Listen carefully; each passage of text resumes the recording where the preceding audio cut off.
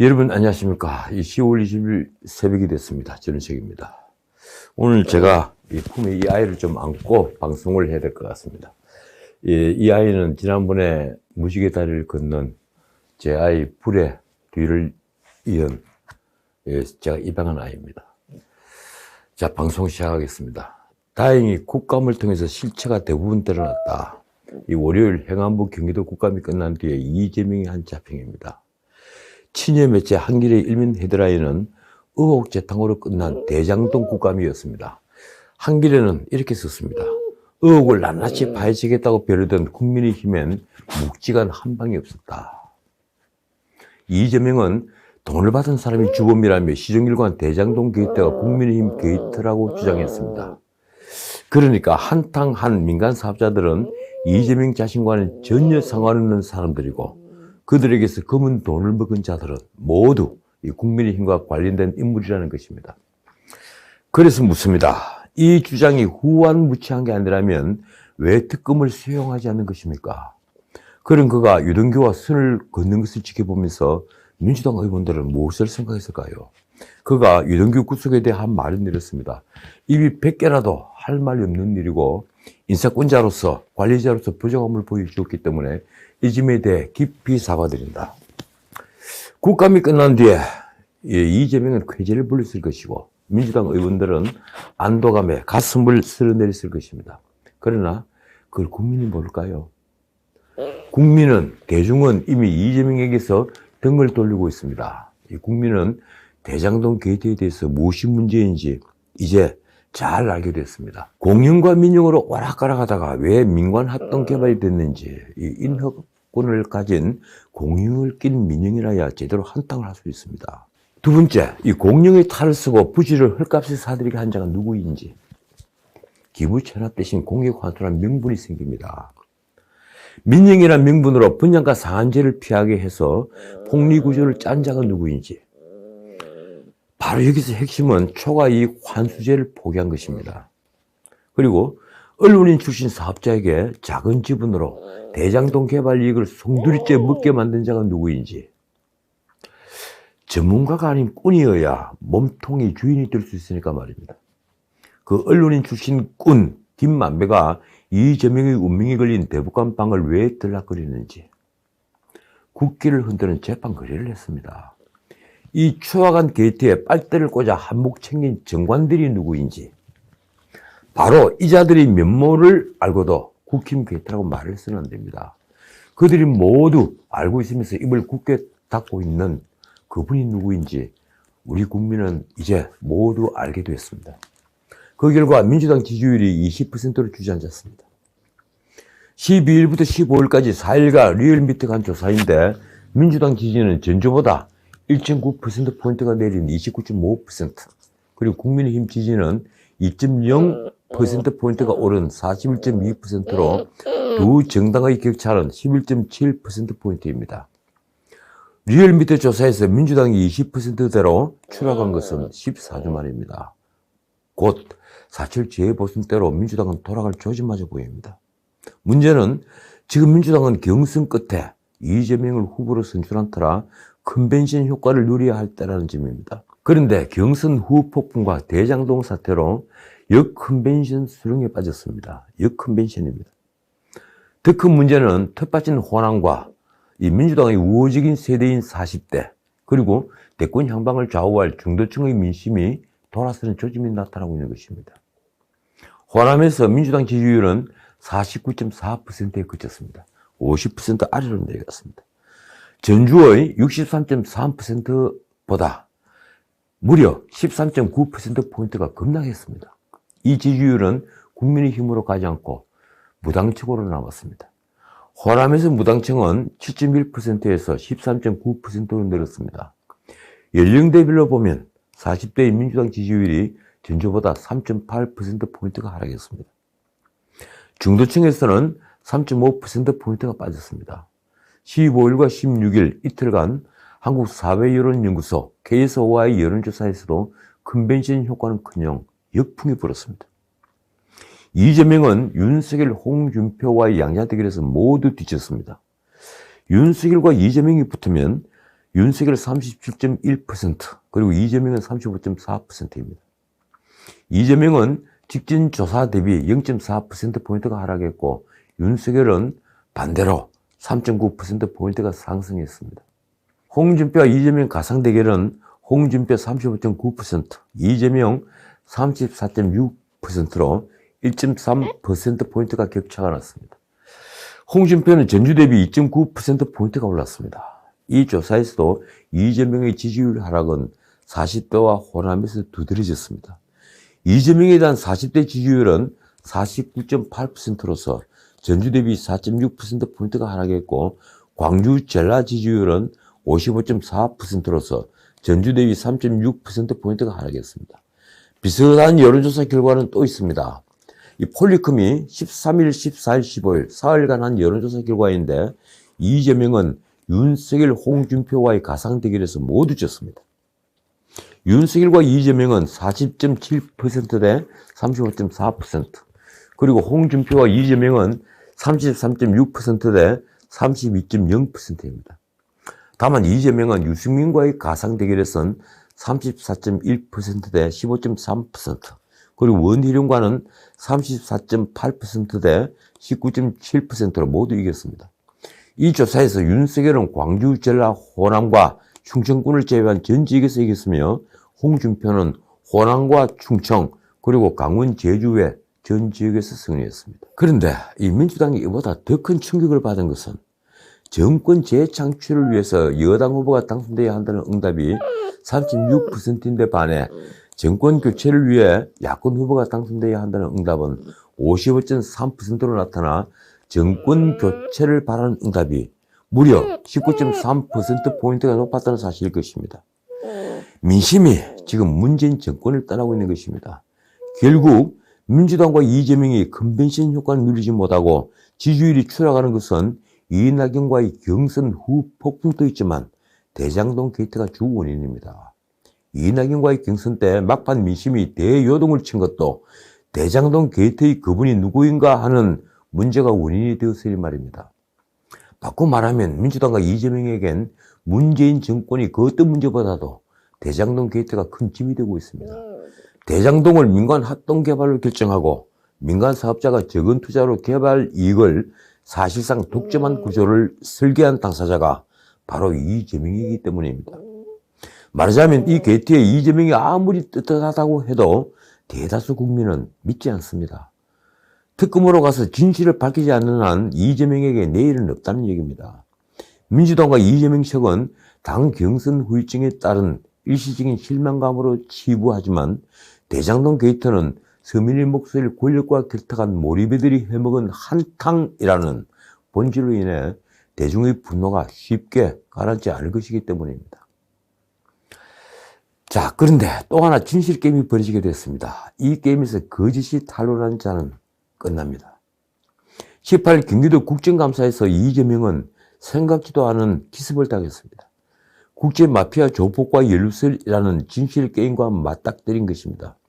이 진실게임의 한쪽은 집권 여당의 대선 후보인데 다른 한쪽은 그가 성남시장으로 있을 때 지역 조폭의 행동대장이었던 자입니다. 박철민이라는 이름을 쓰는 조폭은 현재 수감 중인데 문신이 가득한 자신의 모습을 그대로 공개했습니다. 그는 이재명이 변호사로 있을 때 성남의 조직폭력배와 유착했는데 이런 관계가 성남시장이 된 뒤에도 이어졌다고 주장합니다. 당시 국제마피아파 측근들에게 용역동 시에서 나오는 사업의 특혜를 지원해주는 조건으로 이 불법 사이트 자금을 이재명에게 수십 차례에 걸쳐 20억 원 가까이 지원했고 현금으로 돈을 맞춰줄 때도 있었다.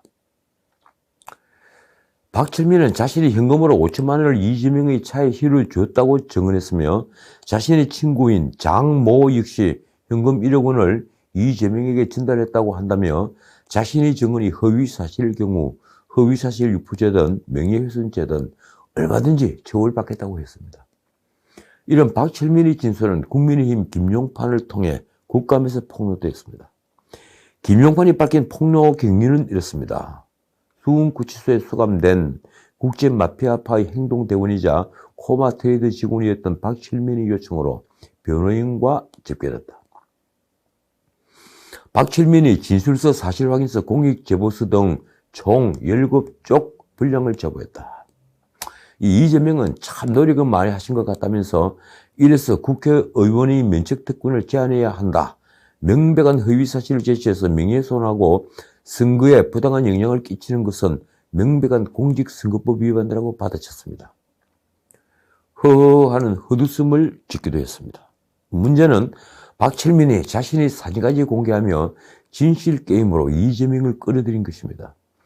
물론 어제 방송에서 말씀드린 대로 김용판이 공개한 돈다발 사진은 박철민이 2018년 다른 목적으로 SNS에 올린 사진과 동일하며 그 사진 위에 렌트카 광고 전단이 함께 놓인 것으로 보아 진실성이 부족해 보입니다. 그래서인지 몇몇 언론은 그 사진은 뇌물이 아니라 돈 자랑이라는 뉘앙스의 기사를 썼습니다. 지금 또 이 폭로를 보는 언론의 시각은 둘로 완전히 나뉩니다. 그러나 범죄로 수감된 자가 집권 여당의 대통령 후보를 엄회하기 위해 전혀 없는 사실을 조작해 조폭 연루설을 폭로할 수 있을까요? 어제도 말씀드렸지만 이재명이 성남시장이 된 뒤로 조폭 연루설은 자주 등장했습니다. 조선일보 사설도 그 점을 지적했습니다. 대통령 후보의 조폭 연루설이라니 이 지사 소속만 말고 설명을 해달라. 어쨌든 이 문제는 쉽게 파장이 줄 것 같지 않습니다. 이 진실게임의 결과는 어떻게 될까요? 국민의힘 원내대표 김기현은 19일 국감대책회의에서 이렇게 말했습니다. 조직폭력배와 깊은 연관관계를 맺고 있는 조폭 연계인물이 이 나라 대통령이 되면 안 된다는 것은 너무나 자명한 이치다. 자, 대장동 게이트에서 또 하나의 미스터리가 있습니다. 이틀 전 벌어졌던 남욱의 수상한 귀순입니다. 천화동인 4호 소유주로서 1,000억이 넘는 배당금을 챙긴 남욱은 유동규, 김만배와 함께 대장동 3인방으로 꼽히는 인물입니다. 그는 2009년 대장동 개발이 뛰어들었는데 한 차례 구속되기도 했습니다. 그는 이재명 시장이 등장해서 유동규를 앞세워 민관 합동 개발을 추진하자 적극 협조하겠다고 했습니다. 2014년 4월 그가 대장동 원주민들과 만난 자리에서 한 말이 이렇습니다. 이재명 시장이 재선되는 게 훨씬 낫지 않겠느냐. 재선되면 유동규 공사 사장 얘기가 있다고 들었다. 이후에 남욱의 말대로 대장동과 일공단 부지를 결합 개발하려던 계획은 변경이 되어 분리 추진됐습니다.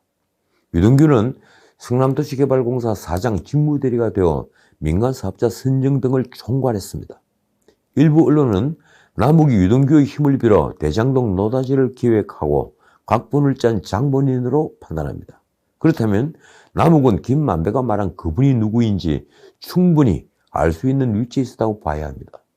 그런데 그는 가족과 함께 미국으로 간 다음 다시 귀국했다가 지난 9월 초순 대장동 게이트 도화선에 불이 붙는 걸 알아채고 급히 미국으로 튀었습니다. 그는 미국으로 가기 전에 8월 서초동 집과 외제차까지 처분했습니다. 그런 그가 이 민감한 시기에 구속될 것을 번연히 알면서 귀국을 한 겁니다. 검찰 수사가 진척되어 그가 게이트 수사의 타깃이 된 것도 아닙니다.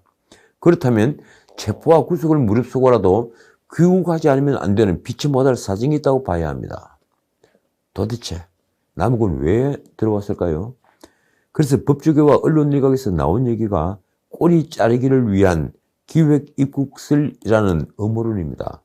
18일 오전 5시 남욱이 인천공항에서 기다리던 검찰 수사관과 함께 모습을 드러내자 기자들의 질문도 2개로 집중됐습니다. 미국에 도피했다가 왜 들어왔나? 김만배가 말한 그분이 누구냐? 이 두 질문에 그의 대답은 죄송합니다라는 말뿐이었습니다. 검찰은 유동규에 대한 2013년 위례 신도시 관련 3억 원의 뇌물을 공유한 혐의와 대장동에 관련해 유동규에게 700억 원 뇌물 공유를 약속한 혐의로 남욱의 체포영장을 발부받았습니다. 어쨌든 이 남욱이 자진 귀국한 배경을 두고 말이 많습니다. 그는 10월 12일 느닷없이 JTBC와 인터뷰를 해서 세간을 깜짝 놀라게 했습니다. 그는 그 인터뷰에서 온 가족이 미국으로 도피했다는 이야기는 사실이 아니다라고 강변했습니다. 여기서 드는 의문점 하나는 과연 남욱은 미국으로 가기 전에 화천대유에서 1,000억이 넘는 배당금을 다 받은 것인가 하는 점입니다. 일각에선 그가 자신이 배당금을 다 받지 못해 배당금 정리를 위해 위험을 무릅쓰고 귀국한 것이라고 합니다. 말하자면 뇌물 같은 일부 불법을 제외하고 대장동 개발에 따른 수익은 정당하다는 판단이 있었을 것이라는 얘기입니다. 게다가 그는 지난 4월 강남구 역삼동 건물을 300억 원에 매입하는 등 국내에 상당한 재산이 있다는 말도 있습니다. 만약 배당금을 모두 받았다면 그는 가족의 보호를 위해 가족과 돈을 미국에 남겨두고 자신의 문제를 처리하기 위해 운명에 몸을 맡긴 채 귀국했을 것이라는 얘기도 있습니다. 그런데 이런 주장은 상식적이지 않습니다. 검찰이 외교부를 통해 그 여권을 무효화하고 경찰이 인터폴에 수사 공조를 요청한 데 압박감을 느꼈겠지만 강제 송환까지는 상당한 시일이 걸리기 때문에 굳이 대선 전국에서 이런 민감한 시기에 그가 귀국을 선택했다는 것은 쉽게 납득이 가지 않습니다. 비근한 예로 윤지호도 여권이 무효화되고 인터폴에 수배됐지만 2년째 캐나다 영주권자 신분을 이용해 귀국하지 않고 있으며 옵티머스 사건 핵심 인물인 이혁진도 법무부가 작년 9월 범죄 인도 청구를 했으나 아직 아무런 성과가 없습니다. 그래서 나온 얘기가 그가 자신에게 대장동 게이트의 모든 죄가를 뒤집어 씌우는 것을 막기 위해서 귀국했을 것이라는 추측입니다. 말하자면 자신이 독박을 쓰는 것을 면하고 어차피 한 번은 겪어야 하는 일이니까 귀국을 결심했다는 것입니다. 그런데 그런 것보다는 그의 귀국이 기획 입국일 것이라는 말이 많습니다. 그러니까 재산 때문도 아니며 독박 쓰는 걸 피하기 위한 것도 아니며 누군가의 지령에 의해 입국을 했다는 것입니다. 언론은 이렇게 표현합니다. 대장동 게이트의 몸통인 그분의 뜻으로 남북 유동규율선에서 꼬리를 자르는 것이다. 배후의 권력이 강제한 것이 아니라면 가족을 미국에 남겨둔 채 언제 다시 갈 수 있을지도 모르는데 귀국을 결심한다는 것은 도무지 이해할 수 없는 일인 것입니다. 더욱이 대장동 게이트의 키맨 중의 키맨인 김만배의 구속영장이 기각되는데 왜 그는 돌아가는 사정을 더 살피지 않고 귀국 비행기를 탄 것일까요? 도무지 이해가 가지 않는 일입니다. 언론은 이런 가설도 있다고 했습니다. 결국은 이 사태의 핵심을 쥐고 있는 키맨이 들어오라고 명령했을 가능성도 배제할 수 없다.